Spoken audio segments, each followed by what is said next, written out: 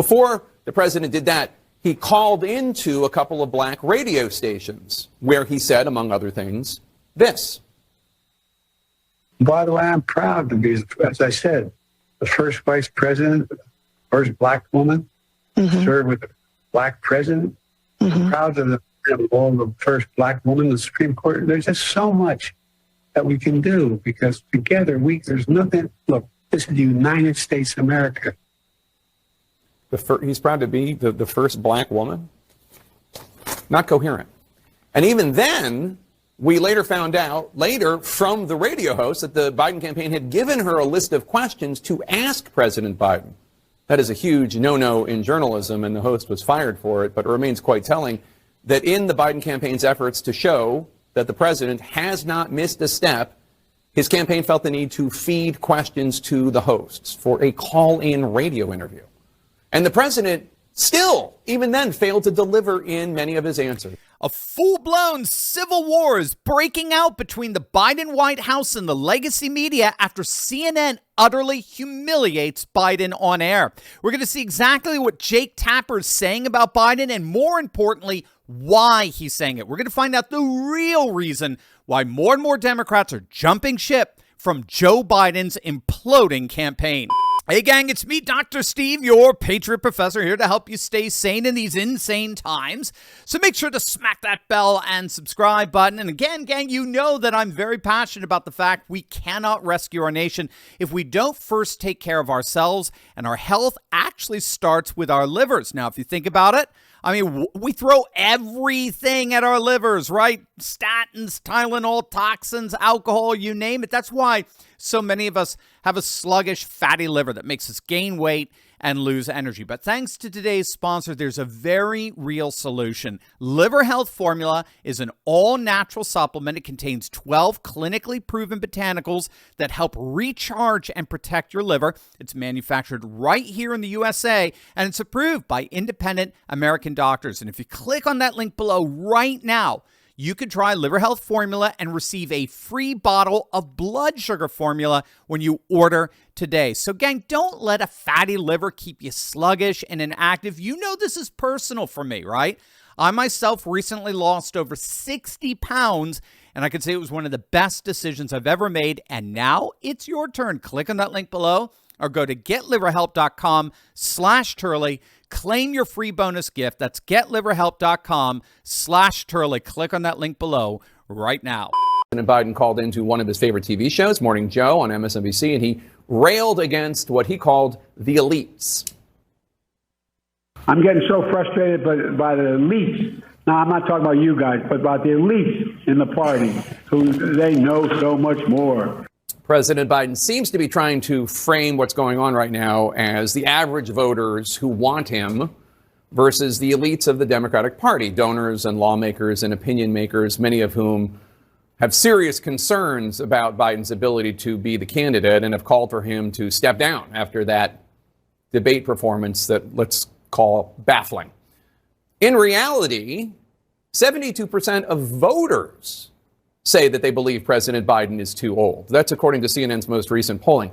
Voters have been saying this for quite a long time.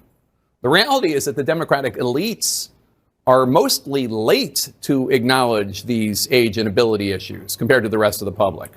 The elites have been forced to reckon with it after the debate just 11 days ago. Now, I'm tempted to say here that pigs really do fly. What you just heard there, perhaps for the first time in 3.5 years, is you just heard CNN contradict Biden. Biden made a claim, an absurd, as he so often does, an absurd claim. But this time, Jake Tapper, fake Jake, actually pushes back and tells his dwindling audience that what Biden just said to them was not true. It's not the so-called elites in the Democrat Party that think Biden's too old. It's the American voter. American voters overwhelmingly, we're talking 70, 80% of the voting electorate think Biden is too old to be president. Again, you have to let that hit you. 70 to 80% of voters don't think Biden should be president. That's the hard truth that Jake Tapper and CNN is reporting as of today. Look at my career. I've not had many of those nights. It was a terrible night, and I really regret it happened. But the fact of the matter is, how can you assure you're going to be on faith that can intervene on your way to go to, work tomorrow? Age wasn't, the idea I'm too old. The fact of the matter is, how can you assure you're going to be out on your way to go, work tomorrow? Age wasn't, the idea that I'm too old. Keep in mind, that soundbite is supposed to be reassuring to those Democratic supporters who have gone wobbly. Dude, I mean, seriously, dude, that was brutal. I mean, we actually played that clip last night in our Insiders Club meeting, our live Q&A that we have every Monday night, which you can join by clicking on the link below or going to fight.turleytalks.com. Sign up for any level of support. You'll get instant access to our very own private exclusive virtual platform. But I played that clip and I pointed out that Rush Limbaugh could have hosted this whole CNN segment. I could have printed out a transcript of everything that Jake Tapper is saying here and told you that this was from Rush Limbaugh, right where he's still with us, and you'd have no problem believing me. That's how brutal this is. What we're seeing here from Jake Tapper. Tapper made explicit for CNN's dwindling audience just how utterly incoherent Biden really is. Many Democratic officials with whom I've spoken are worried that President Biden and his family and his inner circle appear to be in complete denial, not just about whatever might be wrong with him, but the state of his candidacy right now. Did you ever watch the debate afterwards? I don't think I did, no. He doesn't think he did? He doesn't think he did. I remember watching that on Friday. That was one of the first questions Biden got, and he blew it. Did you see the debate? Did you see the debate? Oh, I don't think so. What do you mean? I don't think I did. I mean, either you saw it or you did. I mean, how could you forget seeing a train wreck like that?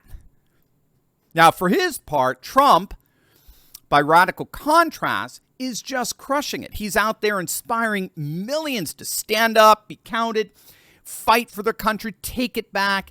And if you're anything like me, you've been wondering what role you can personally play in ensuring Trump's victory in November. And I got to tell you, after facing my own trials and tribulations this past year with big tech censorship, I've become more focused and determined than ever before. That's why I am so thrilled to invite you to a special event, a call to arms to ensure Trump's victory that we'll be hosting online next week. It's July 17th. You won't want to miss it. This event is designed to show you the crucial role you can play in securing Trump's victory in November. Over 900 patriots have already RSVP'd, and you can join them by clicking on that link below for more details. But gang, there's more. In these challenging times, I understand the struggle many of you face in knowing what actions to take.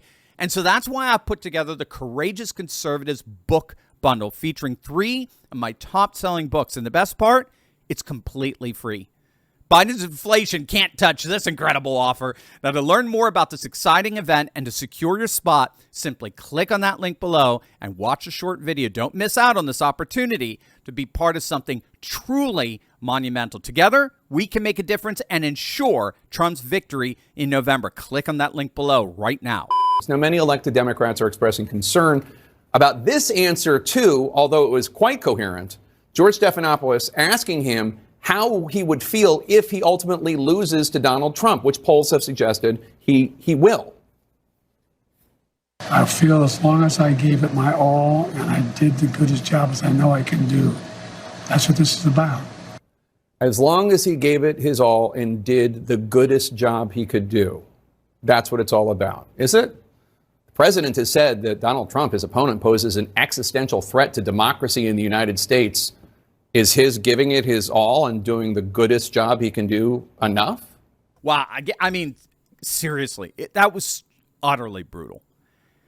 Now, gang, here's what's really happening. This is why so many in the Democrat Party, the Democrat elite, as Biden would say, are completely flipping out and panicking. It's not just the polls. It's because the money is drying up. The donors, particularly the mega donors, are abandoning ship.